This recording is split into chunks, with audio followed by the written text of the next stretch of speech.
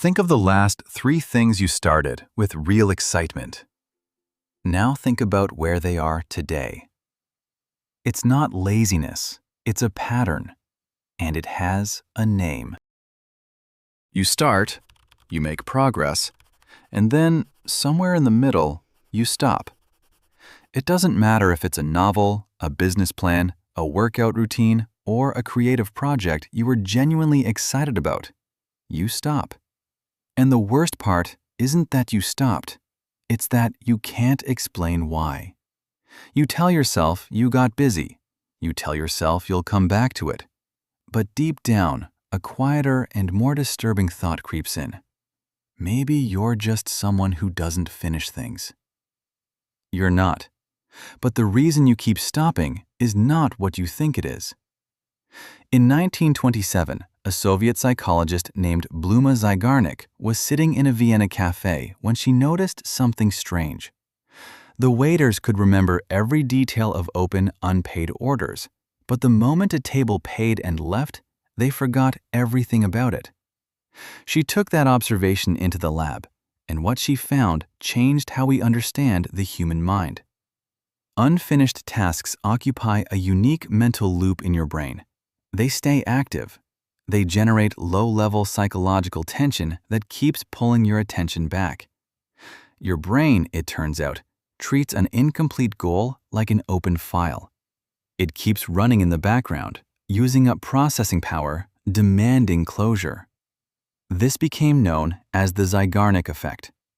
So if unfinished things bother the brain this much, why do we still abandon them? Because starting something and finishing something activate completely different parts of your psychology. Starting is exciting because it's all potential. Your brain floods with dopamine the moment you commit to a new goal, not when you achieve it, but when you imagine achieving it. The fantasy of the finished product is neurologically rewarding before you've done a single thing. That high is real. And it fades fast.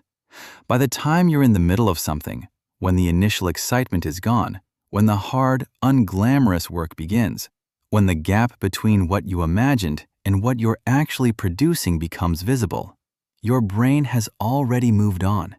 It's scanning for the next hit, the next idea, the next beginning. This is sometimes called the finisher's wall. It's the phase researchers identify as the most psychologically vulnerable point in any creative or productive endeavor. Not the start, not the end, but the middle. The middle is where meaning collapses, where self-doubt spikes, and where most people quietly walk away. There's also something else happening that nobody talks about. Finishing something makes it real, and real things can be judged. As long as a project is unfinished, it exists in a protected state. It's still potentially brilliant. The moment you complete it, that protection disappears. Incompletion, for many people, is unconsciously chosen as a defense mechanism against the possibility of failure. Psychologist Carol Dweck's research on fixed versus growth mindsets touches this directly. People who tie their identity tightly to being talented or creative are statistically more likely to abandon projects before completion, because finishing creates a moment of verdict, and the verdict might not confirm the identity they've built. So what do you actually do about this? First, stop relying on motivation to carry you through the middle. Motivation is a starting fuel. It was never designed to sustain. What finishes things is systems, small, low-friction rituals that make continuation the default behavior instead of a decision you have to make every time. Second, make your next action embarrassingly small. The research on implementation intentions, if-then planning, shows that people who define their next physical action in concrete terms are significantly more likely to follow through. Not work on the project, but open the document and write one sentence. The brain responds to specificity. Vagueness is where projects go to die. Third, separate creation from evaluation.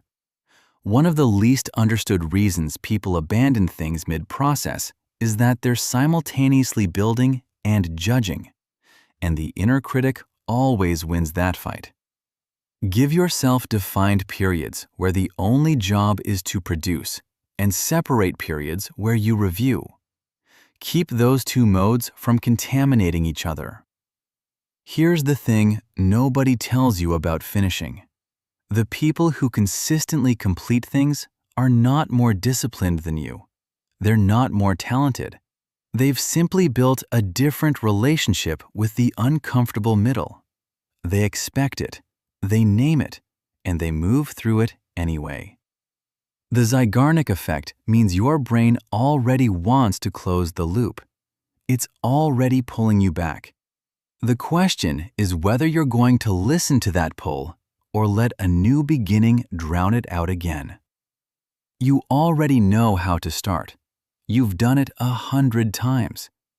The only question left is what happens next.